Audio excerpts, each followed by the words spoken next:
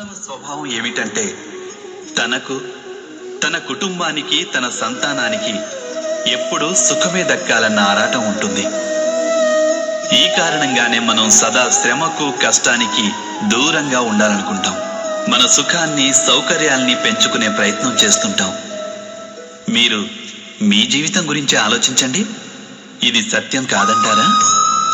మనం మన సంతానానికి సదా సుఖ సౌకర్యాలు కల్పించాలని ఆలోచిస్తుంటాం.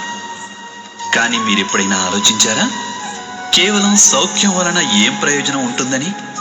కేవలం సుఖ సౌకర్యాల్ని పొందడం వలన వారి జీవితం ఎలా ఉంటుంది అని? శరీరం శ్రమించినప్పుడే ఎక్కువ ఆరోగ్యంగా ఉంటుంది. బుద్ధి కూడా కఠిన సమస్యల్ని ఎదుర్కొన్నప్పుడే అది తేజవంతమవుతుంది. ఇది మనందరికీ అనుభవగతమే. బహుశా మనం ఇది మరచిపోతుంటాం. మనస్సుకు, ఆత్మకు బాధలు వచ్చినప్పుడే అవి మరింత బలవర్ధకమవుతాయి.